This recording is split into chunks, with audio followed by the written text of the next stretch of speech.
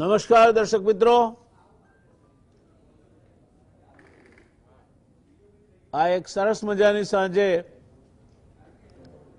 દેશની અર્થવ્યવસ્થા અને એના ઉપર જે પરિસ્થિતિ છવાઈ છે તેના કારણે રાજ્યોની અર્થવ્યવસ્થા અને રાજ્યોના વિકાસ પ્રોજેક્ટ પર શું અસર પડશે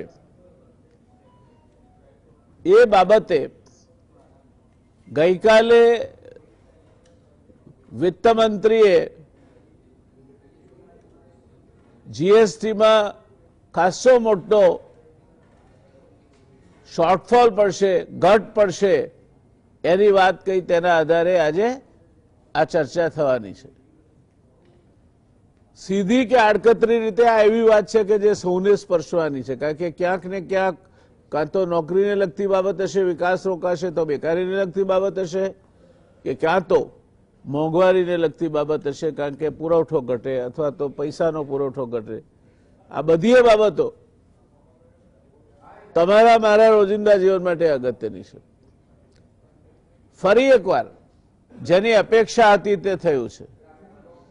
કોવિડને કારણે આર્થિક વિકાસ બહુ જ ખરાબ રીતે ગવાયો છે, એમાં હવે કોઈ શંકા નથી.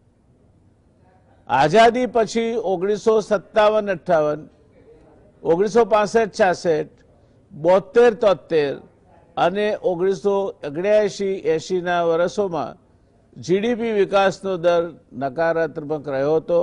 એના માટે ક્યાંક અનાવૃષ્ટિ તો ક્યાંક અન્ય કારણો જવાબદાર હતા. ક્યાંક વૈશ્વિક બજારમાં ક્રૂડ ઓઇલના ભાવમાં આવેલો મસ્ત મોટો ઉછાળો જવાબદાર હતો.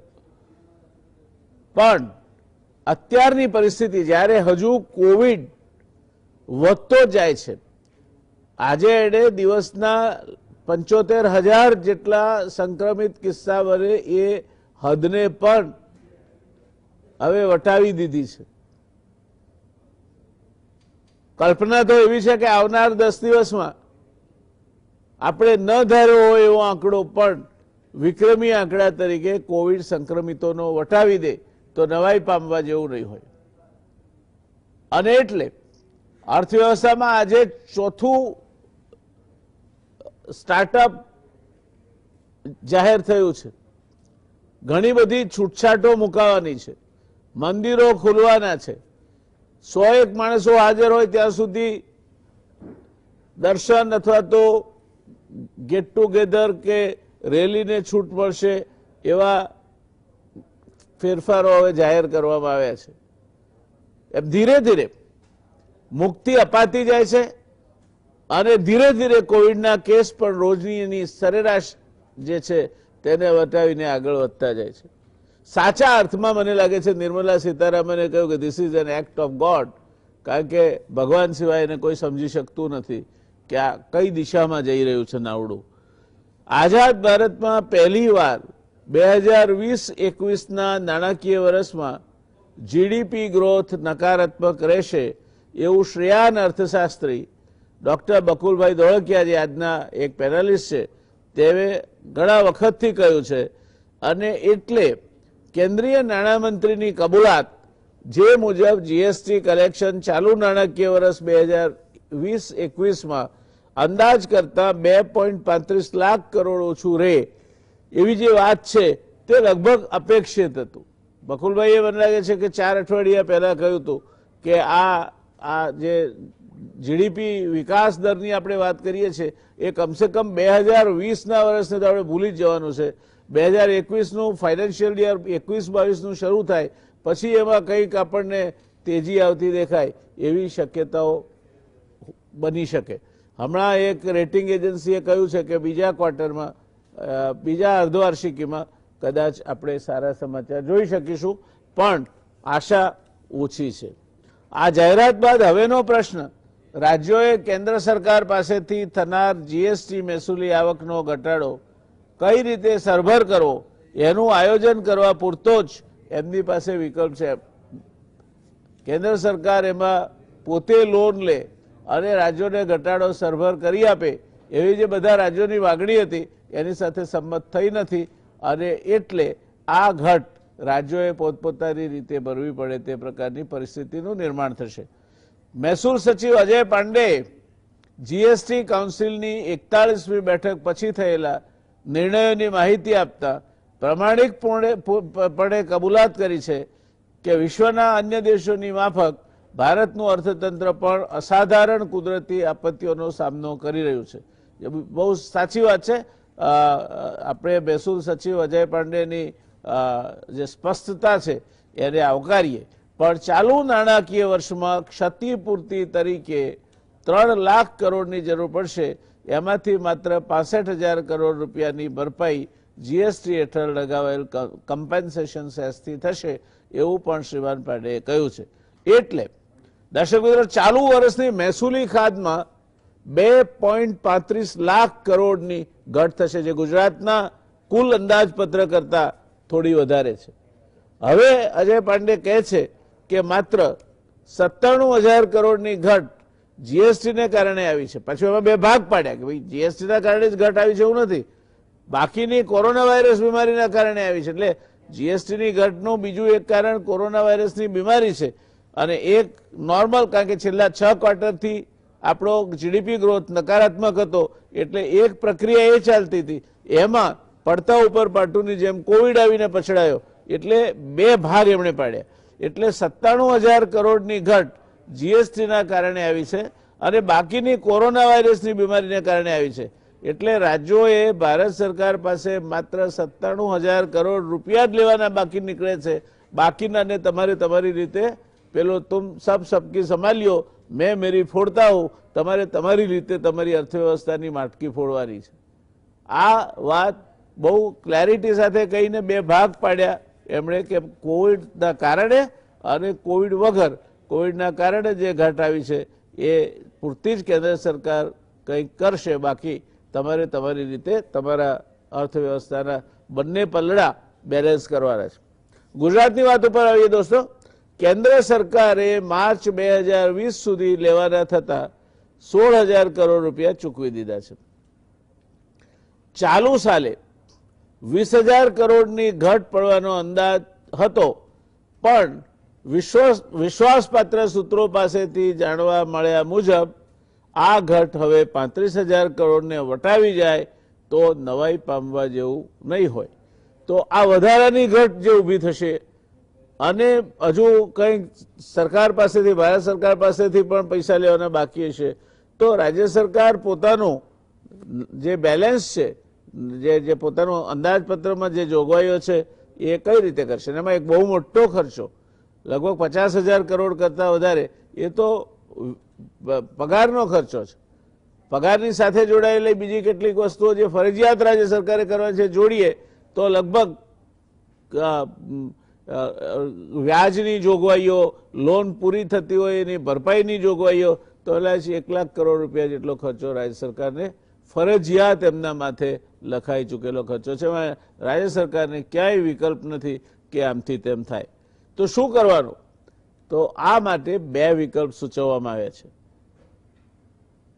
જીએસટીના કારણે મહેસૂલી આવકમાં થયેલી ઘટ જેટલી સસ્તી લોન રિઝર્વ બેંક પાસેથી મેળવી શકાશે. તમારો જે એફઆરબીએમ છે એમાં 0.5% વધારી રિલેક્સ કરી અને આ વધારેલી લોન મેળવી શકાશે, જેની ચૂકવણી કમ્પેન્સેશન સેસની મુદતને 2020થી આગળ વધારાશે. અને આમ રાજ્યો લોન લેશે પણ તેમનો કમ્પેન્સેશનનો અધિકાર જળવાઈ રહેશે. એટલે એ અત્યાર પૂરતો અધિકાર કમ્પેન્સેશનનો સસ્પેન્ડ થયો છે, કારણ કે રાજ્ય સરકાર જ લોન લઈને પોતાનું પૂરું કરે છે. જે કેન્દ્ર સરકારે વેઠવાનું હતું તે અત્યારે કેન્દ્ર સરકારની નાણાકીય પરિસ્થિતિના કારણે કેન્દ્ર સરકાર વેઠી શકે તેમ નથી. રાજ્યો પાસે બીજો વિકલ્પ છે, વળતરની સંપૂર્ણ રકમ એટલે કે 2.35 લાખ કરોડ રૂપિયા જેટલી લોન સ્પેશિયલ ડિસ્પેન્સેશન હેઠળ મેળવીને, જેમાં પણ મૂળ રકમ તથા વ્યાજની ચૂકવણી કેન્દ્ર સરકાર કોમ્પેન્સેશન સેસના માધ્યમથી કરશે. એટલે સરવાળે અત્યારે તમે પૈસા લઈ લો રિઝર્વ બેંક પાસેથી, પણ ધીરે ધીરે તમને મળવાપાત્ર થતા પૈસામાંથી એ ભરપાઈ થશે. આમાં વાતમાં બહુ અરખાવા જેવું નથી. અત્યારે તમને મળશે હાલ પૂરતી, આજનું મોત કાલ પર ટળશે, પણ પછી તમને જ્યારે અર્થવ્યવસ્થા સુધરે અને કોમ્પેન્સેશન સેસ મળવાપાત્ર થાય ત્યારે એ જે મળવાપાત્ર સેસ છે એના સામે આ એડજસ્ટ થઈ જશે. એટલે આ કોઈ ભેટ નથી, સબસિડી નથી. ગ્રાન્ટ નથી. આ વાત વિકલ્પ 2 માં સ્પષ્ટ વર્ણવવામાં આવી છે. જીએસટીની બેઠકમાં છેલ્લી વાત આપણે કરી લઈએ તો મોટાભાગના રાજ્યોએ કેન્દ્ર પોતાને ચૂકવવાની થતી રકમ માટે લોન લઈ અને રાજ્યોને ચૂકવી આપે, as if there is no shortfall. એક કેન્દ્ર લોન લઈ લે, એક કન્સોલિડેટેડ, અને રાજ્યોને ચૂકવી આપે એવી માગણી કરી હતી. પણ આને કંઈક કોન્સ્ટિટ્યુશનલ પ્રોવિઝન સાથે બંધ બેસતું નથી કે તમે કન્સોલિડેટેડ ફંડમાંથી કે બીજી રીતે આ પૈસા લઈ શકો, અને કદાચ કેન્દ્ર સરકાર રિઝર્વ બેંક પાસેથી ફરી આ પૈસા લેવા માગતી રહે વધારાના. એટલે સરવાળે કેન્દ્ર સરકારે આ જવાબદારી બાકી નહીં રાજ્ય સરકારો પર જ નાખી છે અને કહ્યું છે કે તમારી જવાબદારી છે, અમે તમને છૂટછાટો આપીશું, તમને કોમ્પેન્સેશન ટેક્સ ડિફર કરી આપીશું, પણ સરવાળે તો તમારે જ તમારી આ 2 છેડા મેળવવાની પ્રક્રિયા કરવાની છે. ત્યારે દોસ્તો આજે આ આખી વાતની ચર્ચા કરવા માટે અને એની અસર શું થાય આપણા પર તે વાત કરવા માટે અહીંયા સ્ટુડિયોમાં મારી સાથે ડૉક્ટર બકુલભાઈ ધોળકિયા છે, આઈઆઈએમના પૂર્વ ડિરેક્ટર છે. હું નથી માનતો કે ગુજરાત સમાચારના દર્શક મિત્રોને બકુલભાઈ વિશે કોઈ ઓળખાણ આપવાની જરૂર હોય, નામ હી કાફી હૈ. બીજા છે આ પેનલમાં પ્રોફેસર સેબેસ્ટિયન મોરિસ, અર્થશાસ્ત્ર અને પબ્લિક સિસ્ટમના એક્સપર્ટ છે. આઈઆઈટીનું મુંબઈથી ફિઝિક્સમાં એમણે એમએસસી કરેલું છે. પણ અગત્યની વાત એ છે કે એમણે 2 બાબતોમાં એમનો વિશિષ્ટ અનુભવ છે. એક 10 વર્ષ જેટલો સમય આઈએલએફએસ અને બીજી સંસ્થાઓ સાથે રહીને રિઝર્વ બેંકના કહેવાથી ઇન્ફ્રાસ્ટ્રક્ચર ડેવલપમેન્ટ માટેનું બ્લુપ્રિન્ટ અને આયોજન શું હોવું જોઈએ એ અંગેની વિશિષ્ટ કામગીરી પ્રોફેસર મોરિસે કરી છે. એટલે એક રીતે કહીએ તો આ નાણાકીય વ્યવસ્થાપનના ખૂબ લાંબા ગાળા સુધી તેઓ રાષ્ટ્રીય ફલક પર બનતી ઘટનાઓથી સંપૂર્ણપણે વાકેફ રહ્યા છે, એના સંપર્કમાં રહ્યા છે અને કેન્દ્ર સ્થાને રહ્યા છે.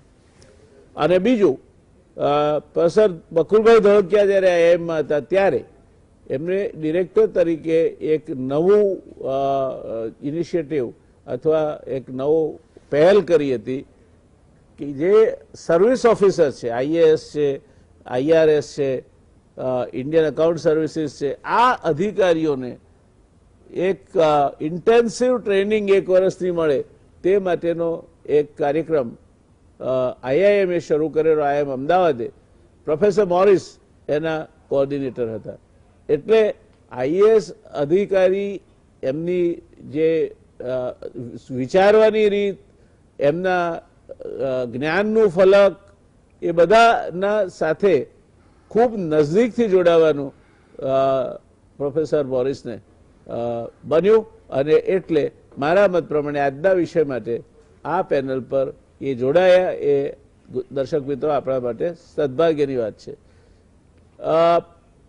રવિ સક્સેના ખૂબ સિનિયર આઈએએસ અધિકારી, 1978 બેચના એ આઈએએસ અધિકારી છે. મારો એમની સાથેનો પરિચય લગભગ એ જ અરસામાં થયો છે. 80-82ના અરસામાં જીઆઈડીસીમાં ડિપ્ટી ચીફ તરીકે સક્સેના સાહેબ મુકાયા હતા. ખૂબ જ જેને કહેવાય કે વિચારશીલ અને વાતના તળ સુધી ઝડપથી પહોંચી જવાની ક્ષમતા ધરાવતા અધિકારી તરીકે એમની સરકારમાં ખ્યાતિ ઊભી થઈ અને આગળ જતા એમણે આરોગ્ય વિભાગમાં પ્રિન્સિપલ સેક્રેટરી તરીકે મારી સાથે કામ કર્યું. સાયન્સ અને ટેકનોલોજી જેવો ખૂબ જેને કહેવાય કે આજની જમાનામાં સાયન્સ અને ટેકનોલોજી જે રીતે વિકસી રહ્યા છે એ ખૂબ જવાબદારી અને ખૂબ સમજ માગી લેતો વિષય છે.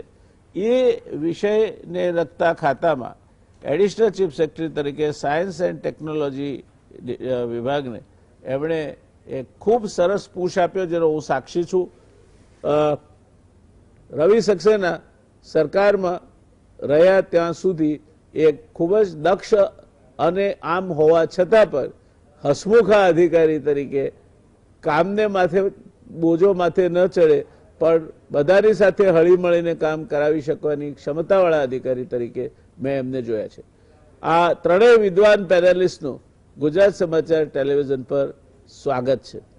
બકુલે, શરૂઆત આપ સ્ટુડિયોમાં છો એટલે આપનાથી કરીએ કે આ જે આપણા નાણામંત્રીશ્રીએ જાહેરાત કરી અને કહ્યું કે આ તો એક્ટ ઓફ ગોડ છે અને એમાં બીજું કશું થઈ શકે નહીં.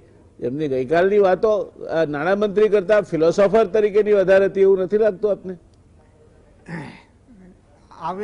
આવા દુઃખનો સમય આવે, આવા કપરા કાળનો સમય આવે એટલે ભલભલા માણસો ફિલોસોફર થઈ જાય.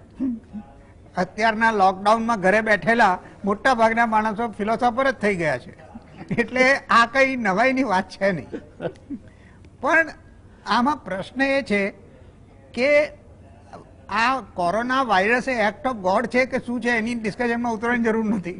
પણ it's a calamity, it's a pandemic જેની કોઈએ ધારણા કરી નહોતી, કોઈને કોઈ કલ્પના નહોતી. પણ આ જે અત્યારના પરિસ્થિતિ ઊભી થઈ છે, જે આપણો આજનો વિષય છે કે રાજ્યોના ફાઇનાન્શિયલ રિસોર્સિસ ઉપર જે મોટું સ્ટ્રેઇન પડ્યું છે અને જે શોર્ટફોલ થયો છે, અનપ્રેસિડેન્ટેડ શોર્ટફોલ થયો છે, પ્રેક્ટિકલી રેવન્યુ સ્ટ્રીમ જ વાઇપ આઉટ થઈ ગયો હોય એવી પરિસ્થિતિ ઊભી થઈ છે. એમાં સાહેબ પાર્ટલી એ આપણું લેક ઓફ પ્લાનિંગ છે. 2017માં જ્યારે કોમ્પન્સેશન સેસ ને લગતો કાયદો પસાર કરવામાં આવ્યો અને જ્યારે એની વાત થઈ ત્યારે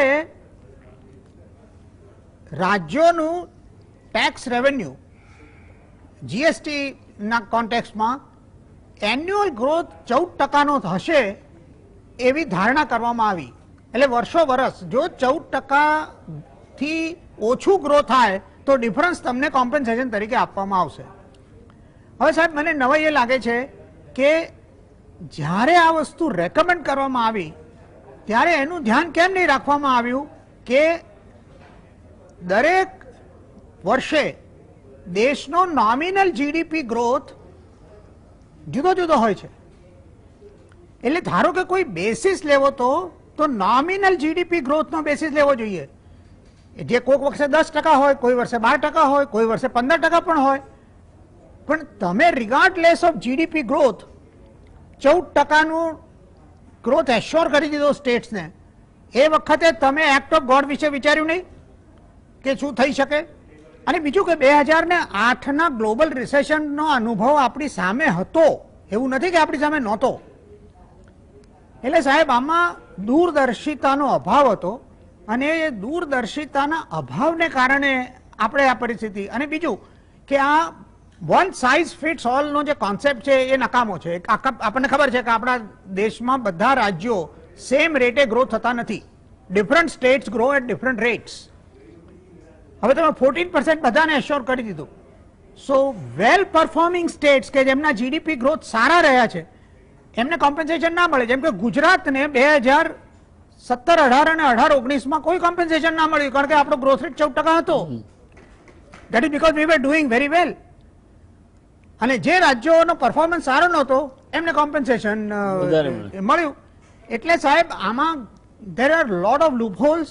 અને આ જે પરિસ્થિતિનું નિર્માણ થયું છે એ એક્ટ ઓફ ગોડ તો ખરું, પણ I think it to A large extent it is our lack of long term vision and ability to plan four details in terms of domestic and global economic environment. આ વસ્તુ મને પોતાને લાગે છે. દર્શક મિત્રો, 3 મુદ્દા ધોળકિયા સાહેબે આપણને કહ્યા. પહેલો મુદ્દો આપણી ગુજરાતી કહેવત સાથે જોડાય છે કે ખાટલે મોટી ખોડ કે પ્રથમ પાયો જ નથી. પાયામાં જ તમે ખોટું ધારણા મૂકી દીધી કે બધા જ વખતે સરખો વિકાસ થશે. બીજું કે જે ઓછો વિકાસ થાય છે એને ગુજરાત જેવો વધારે વિકાસ કરે તો એના ઉપર દંડ એને નહીં મળે કંઈ, અને નહીં થાય વિકાસ તો એને વધારે મળે. This is a premium on inefficiency. આ આખી ફોર્મ્યુલામાં આ પ્રીમિયમ છે. તમે ઇનએફિશિયન્ટ છો એના માટે. એટલે આપણે આપણા પગ પર કુહાડો મારવાનું કામ આના ઘડતરમાં કર્યું છે. જો કે કોઈ એક વ્યક્તિને હું દોષ નહીં આપું, કારણ કે દરેક પ્રકારના નાણામંત્રીઓ, દરેક પ્રકારના રાજ્યના મુખ્યમંત્રીઓ, આ બધા સાથે સિનિયર સરહદી અધિકારીઓ બધા ભેગા થયા હતા, પણ કોમન થિંકિંગમાં ક્યાંક કચાશ રહી ગઈ છે. એ બકુલભાઈની વાત સાથે આપણે સંમત થવું પડશે. Professor Sebastian, Keynesian theory is that if you sort of create the demand, you will have to put more money in the hands of the consumer. Professor Perhat said, he talked about bottom of the pyramid market. Now here, the sources of government spending more money are drying up. So how would we sort of come out of this vicious circle of fighting the stagnation? हाँ, question fair है और उसका answer बहुत ही simple है. Government एक family जैसा नहीं है, गवर्नमेंट एक बिजनेस नहीं है. तो गवर्नमेंट अपना बजट अकाउंटेंट से हटा के मैक्रो इकोनॉमिस्ट विजन से देखना चाहिए.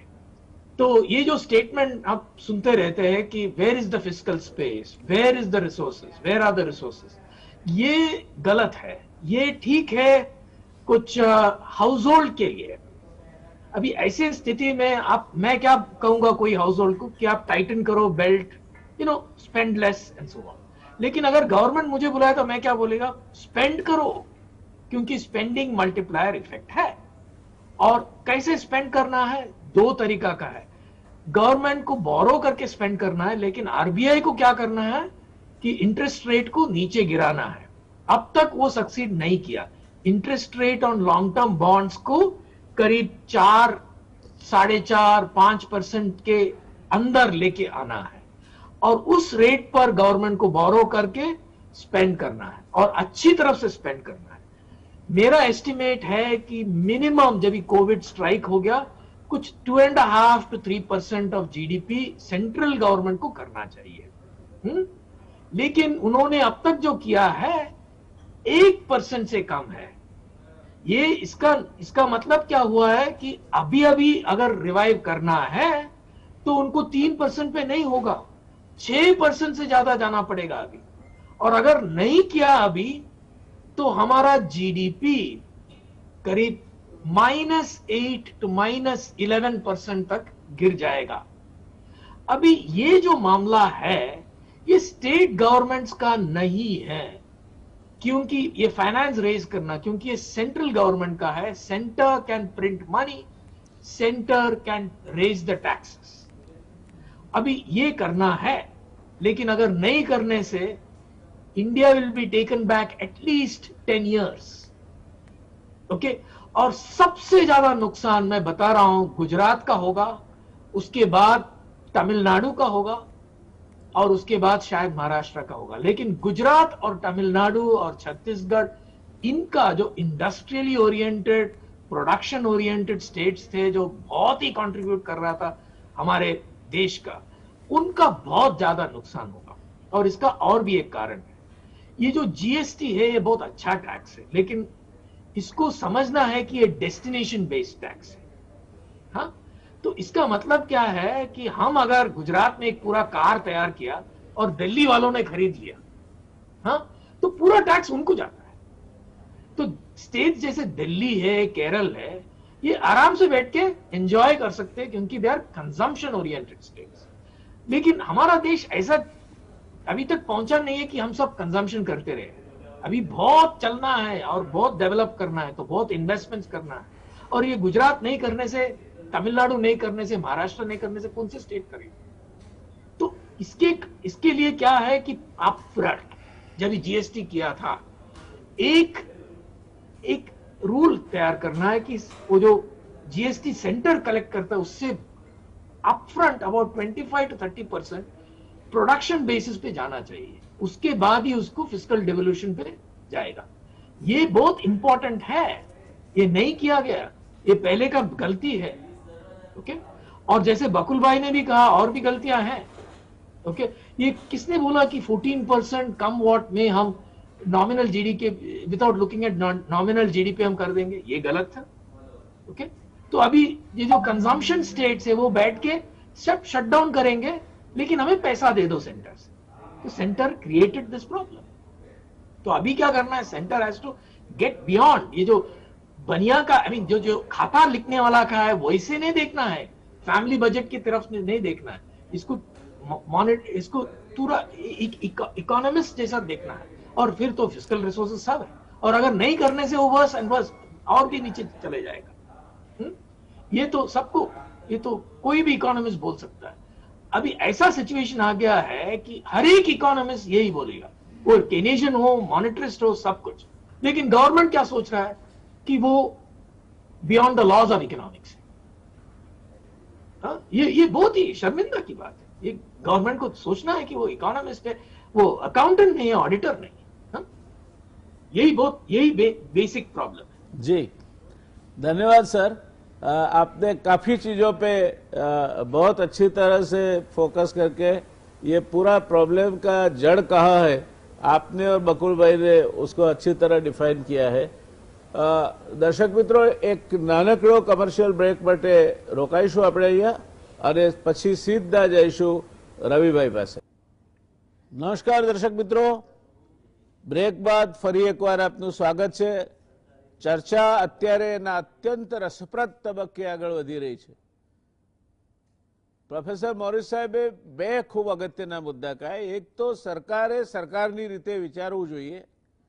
એ એક નાનો વેપારી એની ખાતાવહી લખતો હોય તે રીતે ન વિચારી શકે. બીજો એમણે મુદ્દો કહ્યો તો હજુ પણ વધારે હચમચાવી નાખે એવો છે કે સ્ટિમ્યુલસ પેકેજ જે અત્યાર પહેલા 2.5 થી 3% જીડીપી જેટલું ખર્ચાવું જોઈતું હતું તે નથી ખર્ચાયું, માત્ર 1% જેટલો જ ખર્ચ થયો છે. હવે 6% વધારે તાત્કાલિક અસરથી જો ખર્ચવામાં નહીં આવે તો આપણો જીડીપી -8 થી -10% થશે, જે બકુલભાઈએ પણ અગાઉ કહ્યું છે. જે કોને વધારે તકલીફ પડશે તો રાજ્યોને પડશે, કારણ કે કેન્દ્ર તો નોટ છાપી શકે છે, કેન્દ્ર ટેક્સ વધારી શકે છે, રાજ્યો પાસે બહુ મર્યાદિત સ્પેસ છે. અને એટલા માટે આપણે હવે જઈશું રવિભાઈ પાસે. જીઆઈડીસીના ચીફ એક્ઝિક્યુટિવ તરીકે, મેનેજિંગ ડિરેક્ટર તરીકે, અને ત્યારબાદ ઉદ્યોગ ખાતામાં સીધી કામગીરી દરમિયાન એમણે ઔદ્યોગિક વિકાસ અને એને લગતા પરિબળો વિશે ખૂબ નજદીકથી આખી પરિસ્થિતિને જોઈ છે.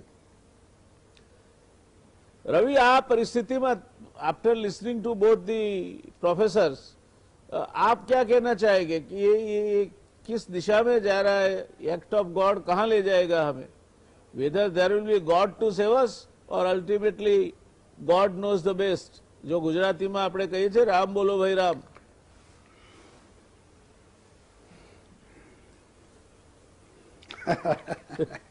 જયંતભાઈ, ખૂબ જ રસપ્રદ ચર્ચા અત્યાર સુધી થઈ ચૂકેલી છે અને મને લાભ મળ્યો છે પ્રોફેસર ધોળકિયા અને પ્રોફેસર સેબાસ્ટિયન મોરિસ બંને, જેમને હું સારી રીતે ઓળખું છું, એમના મંતવ્યો સાંભળવાનું.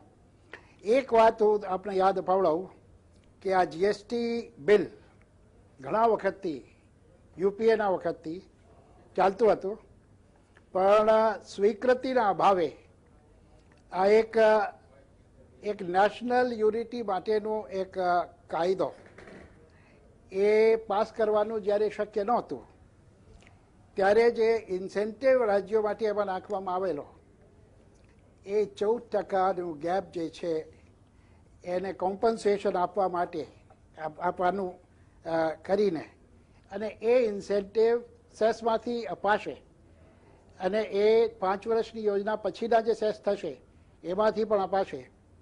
તો એ ઇન્સેન્ટિવના કારણે જ આ બિલ એક્ટમાં કન્વર્ટ થઈ શકેલું. હું ટોટલી બકુલભાઈ જોડે સંમત છું કે આ એક્ટ ઓફ ગોડ જે છે, અને એ મુદ્દે પણ આપને કહું કે એક્ટ ઓફ ગોડ જે છે એ total 2,35,000 crore act of God નથી, એમાં 97,000 કરોડ જે છે એ તો સાહેબ એક્ટ ઓફ આવર સેલ્ફ છે. આપણે Very true. કેવી રીતે આ યોજનાનું અમલ કરેલું છે અને અમલ કરતા કઈ રીતે એને ઇમેજિન કરેલું છે. આ એક્ટ ઓફ ગોડ તો ફક્ત એક ટ્રિગર છે. આ એક એવો ટ્રિગર છે જે જીએસટીની આખી યોજના ઉપર બહુ પાયાનું રિવ્યુ માંગી લે એવું છે. ડોક્ટર મોરિસે એક બહુ સરસ વાત કરી અને એ મને ખૂબ જ યોગ્ય લાગેલી કે આ ડેસ્ટિનેશન ટેક્સ જે છે એને ફાઇનલ લેવલે જ જઈને એનો લાભ મળે છે.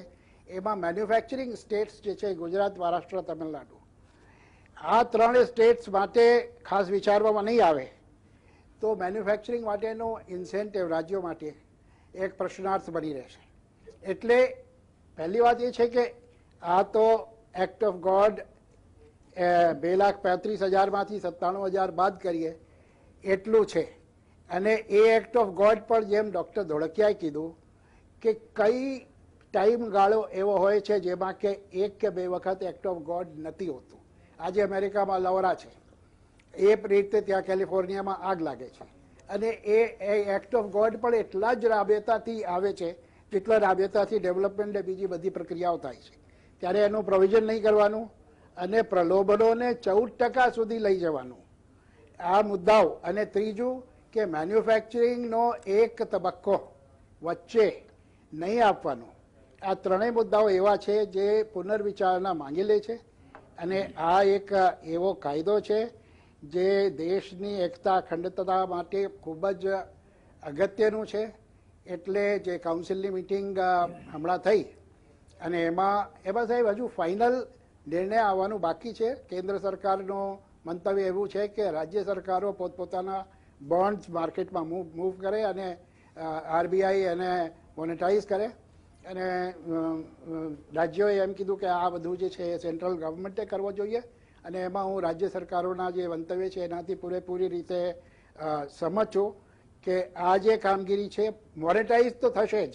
રાજ્યોનું બોન્ડ હોય કે કેન્દ્રનું બોન્ડ હોય એ આરબીઆઈએ જ લેવું પડશે અને આરબીઆઈએ લેવાનું હોય ત્યારે એમાં મોનેટાઇઝ કર્યા વગર કોઈ બીજો રસ્તો નથી. રાજ્યોને 0.5% જે એફઆરબીએમમાં છૂટ આપવાનો જે એક કેરેટ લટકાઈ છે એ કેરેટથી મને નથી લાગતું કે કોઈ બહુ ફેર પડવાનો કે રાજ્યોને બહુ લાભ થવાનો છે. પણ જે ભાજપ એટલે જે રૂલિંગ પાર્ટીની રાજ્ય સરકારો છે એ વિમાસણામાં છે. એ આ મુદ્દાને એટલી ફ્રેન્કલી એટલા જોશથી નહીં પ્રગટ નથી કરી શકતી. પણ છેલ્લે મને લાગે છે કે આ જે મોનેટાઇઝ કરવાની પ્રક્રિયા છે એ કેન્દ્ર સરકારે કરવું પડે.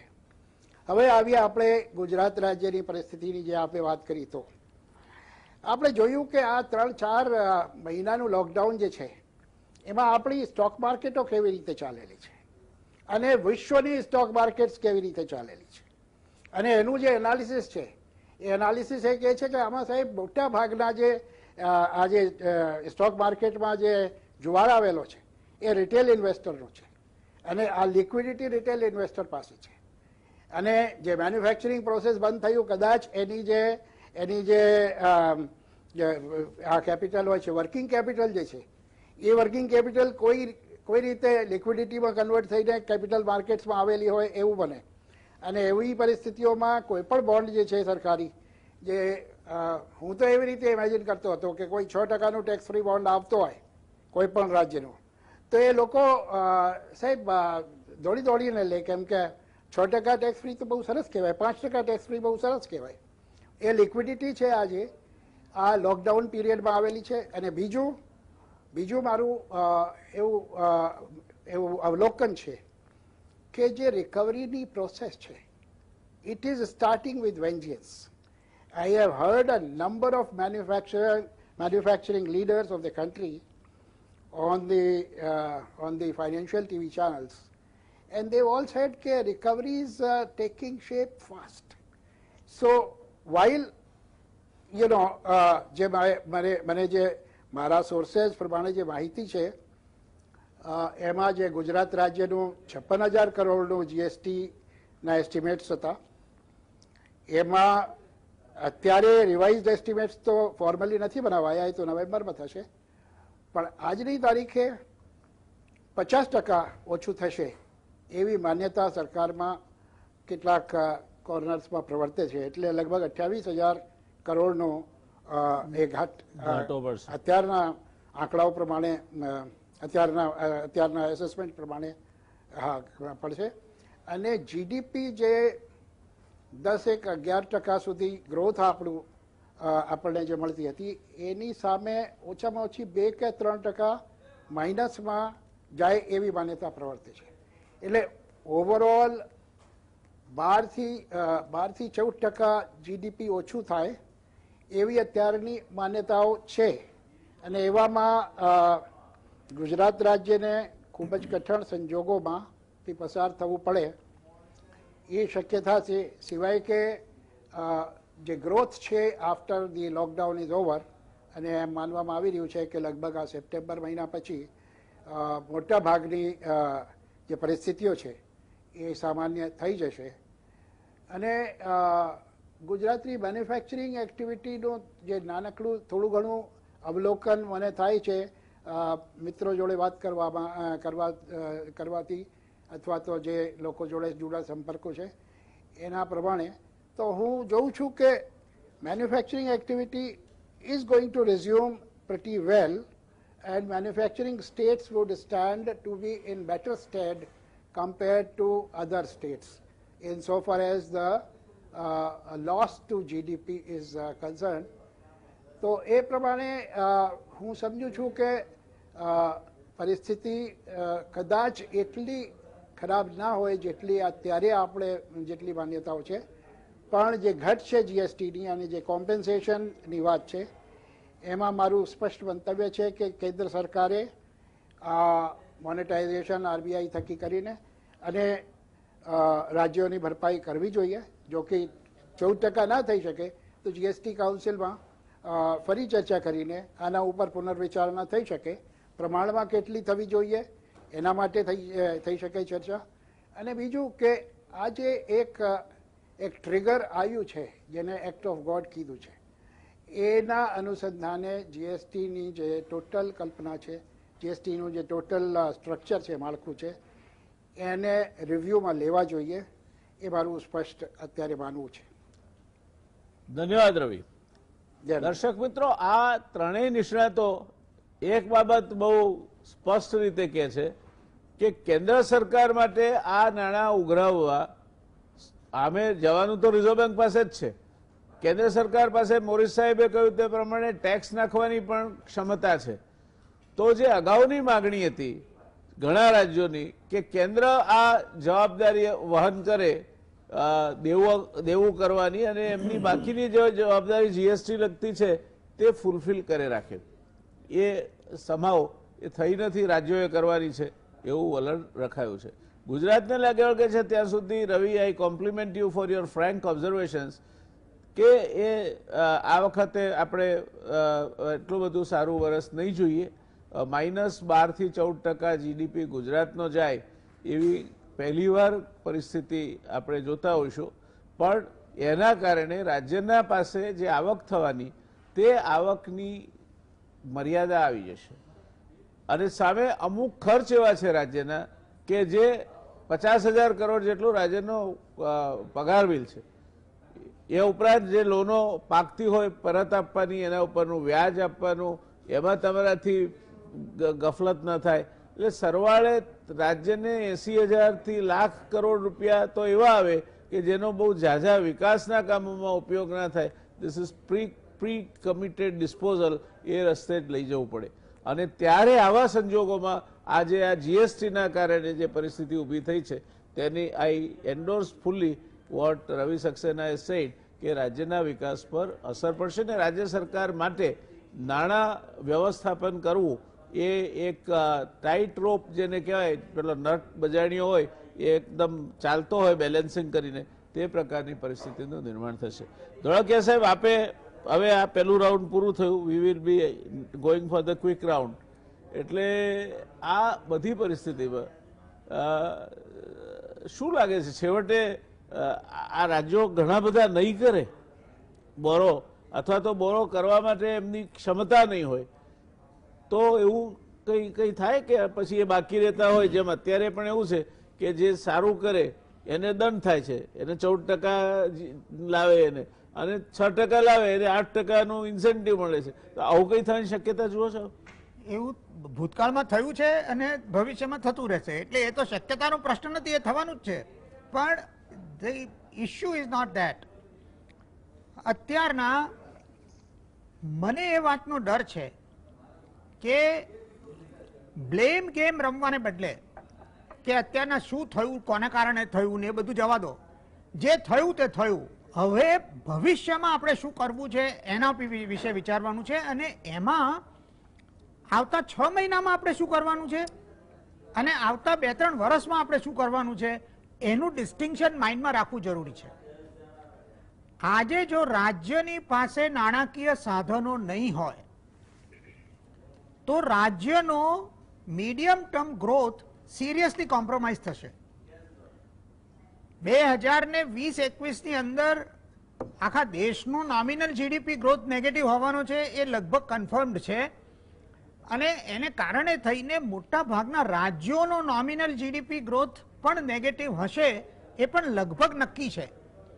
હવે પ્રશ્ન એ છે કે એને ડેમેજ કંટ્રોલ આપણે કેટલું કરી શકીએ, એ 6 મહિનાનો પ્રશ્ન છે.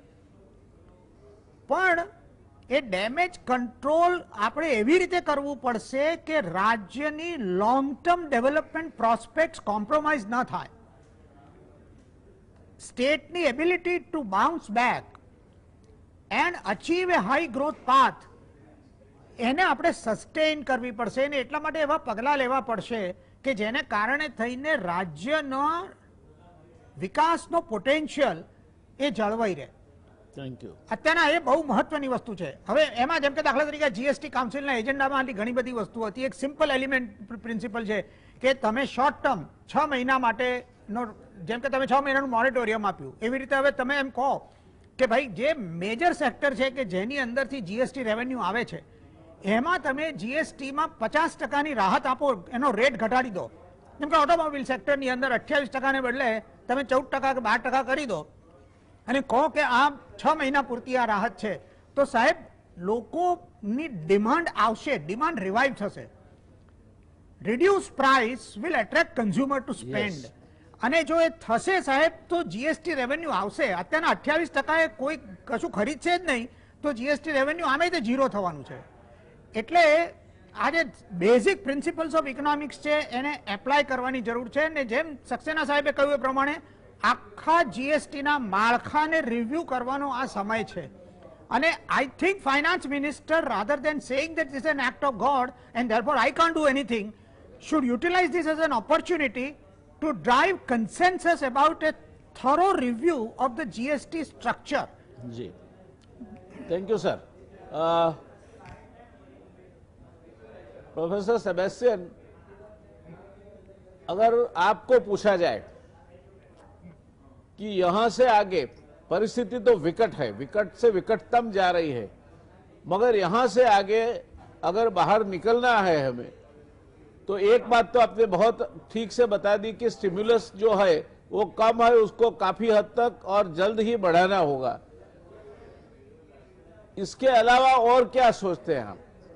देखो, ये चक्रव्यूह है, इसके अंदर से निकलना वो इतना आसान नहीं है.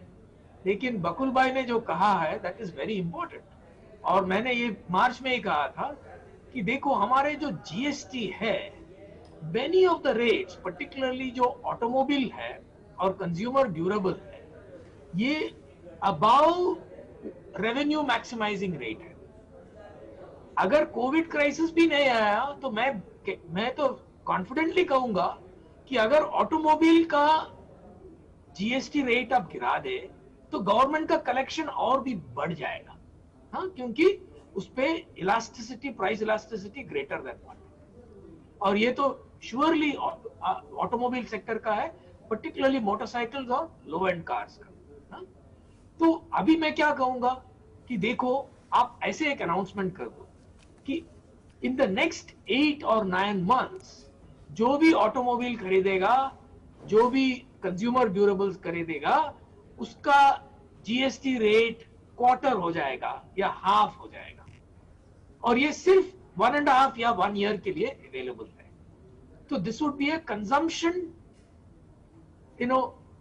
Credit, it is a consumption rate credit. Okay, तो क्या होगा लोग कि अरे हम अभी नहीं कंज्यूम करने से हमारा नुकसान होगा, तो everybody will crowd in and start buying. और अगर ये किया गया तो मैन्युफैक्चरिंग जो ऑटोमोबाइल पे है, ऑटोमोबाइल सेक्टर, उसका डायरेक्ट एंड इनडायरेक्ट इफेक्ट कुछ 40% 50% ऑफ मैन्युफैक्चरिंग, श्योरली हमारा इकोनॉमी रिवाइव हो सकता है ना। तो excise rate GST cuts are required. Okay, जब भी हमने वो ग्लोबल फाइनेंशियल क्राइसिस आ गया, that time also the rate cuts were done of roughly around 30 to 40%, 20%.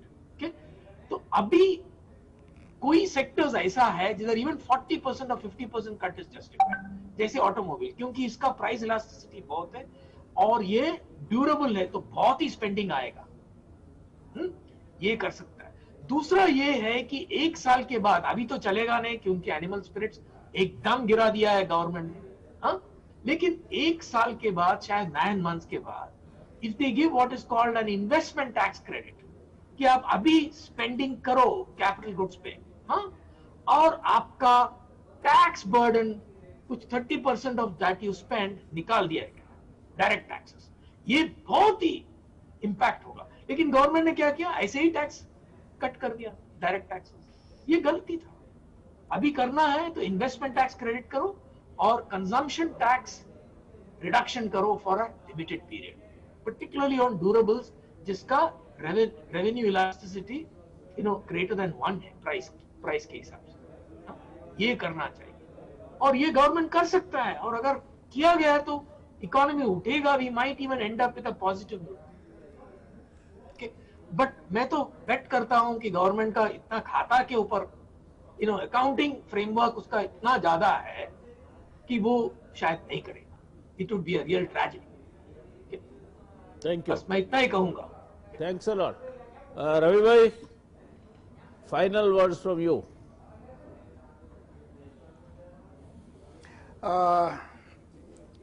ભાઈ હું તો પહેલાં સરકારની દ્રષ્ટિએ વિચારું તો આ તો રેવન્યુઝ, જે સરકારના રેવન્યુઝ છે એની ઘટની વાત છે, અને એના અનુસંધાને સરકાર દ્વારા જે ડેવલપમેન્ટલ પ્રોસેસીસ આ રેવન્યુઝ થકી ઇનિશિએટ કરવામાં આવે છે એના ઉપર એની શું અસર પડશે, અને ઓછામાં ઓછી અસર પડે ડેવલપમેન્ટલ અને પાયાના કામો ઉપર, એના માટે સરકારે શું કરવું જોઈએ, પહેલાં મારું વિચાર એના માટે હોય।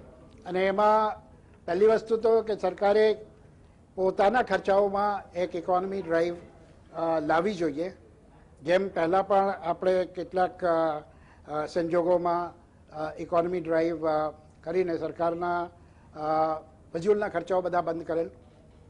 બીજી વાત જે થોડીક ધર્મસંકટની છે કે સરકારનું એમ્પ્લોયમેન્ટ જે છે અત્યારે થોડાક ટાઈમથી સરકારના ખાતાઓ, રેલવેઝ, ભારત સરકારના ખાતાઓ, રાજ્ય સરકારના ખાતાઓ, અને એમાં પડેલી જે ખૂબ જ મોટા પ્રમાણની જે જગ્યાઓ હતી, કેમ કે સરકારના જે પે સ્કેલ્સ છે એ બહુ પ્રાઇવેટ માર્કેટ કરતાં ઘણા ઊંચા છે, અને એમ્પ્લોયમેન્ટ સુધારવા માટે આ ઘણી બધી જગ્યાઓને ભરવાની એક ઝુંબેશ જેવી જે ચાલી રહી છે એના માટે વિચાર કરવો પડે, બિકોઝ આ સરકાર ઉપર અને સરકારના સંસાધનો ઉપર બોજો વધવાનો છે હોય, તો એમાં એક સંતુલન લાવવું પડશે કે એમ્પ્લોયમેન્ટની ખાતર કેટલી જગ્યાઓ ભરવી અને ઇકોનોમીની ખાતર કેટલી જગ્યાઓ ઓછી ભરવાની।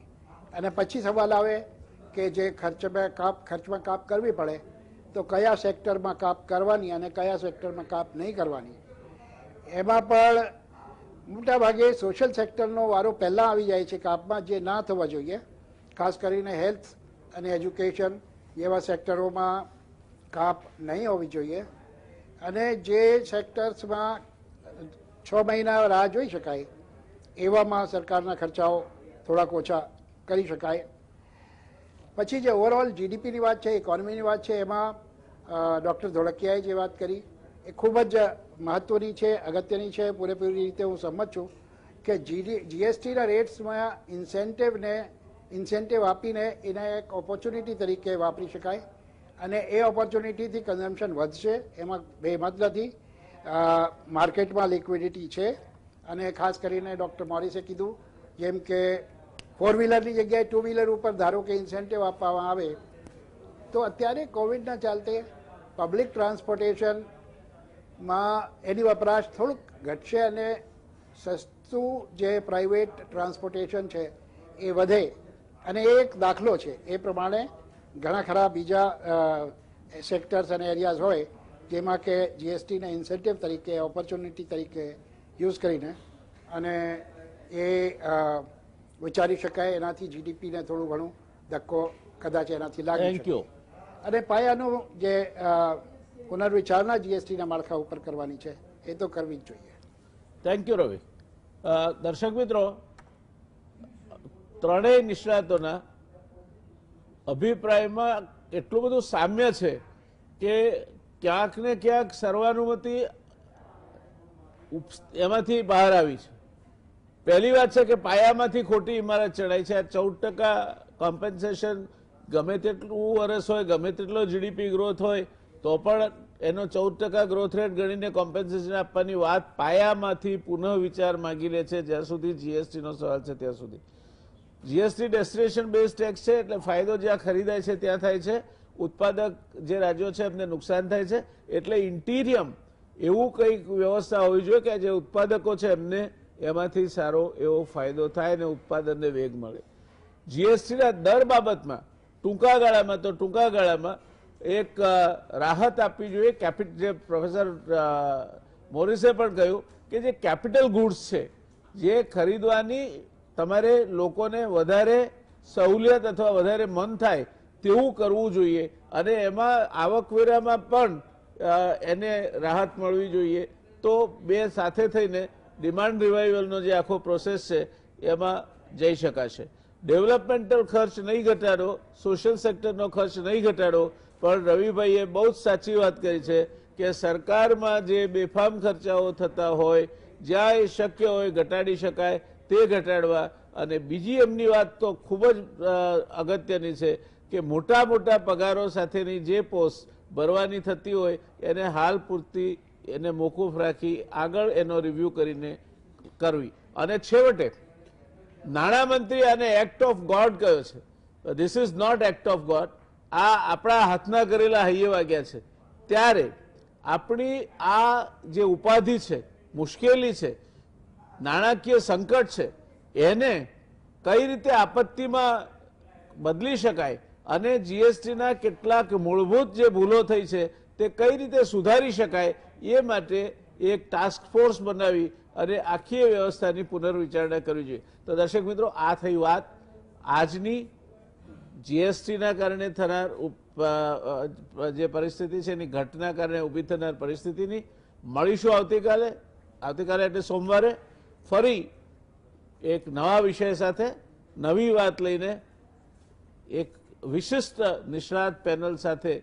હું દાવા સાથે કહી શકું છું કે આ ચર્ચા માટે અત્યારે આપણી પાસે ઉપસ્થિત ત્રણેય મહાનુભાવ એ પોતપોતાના ક્ષેત્રના ગુજરાતમાં નહીં દેશની કક્ષાએ ટોચના નિષ્ણાતો છે. એટલે એવી પેનલ સાથે કે જેની પાસેથી આપણને કંઈક જાણવા મળે. તો શુભરાત્રી દર્શક મિત્રો, ટેક કેર, શબા ખેર. અને ત્રણેય આપણા પેનલિસ્ટ સાહેબોનો હૃદયપૂર્વકનો આભાર જીએસટીવી તરફથી.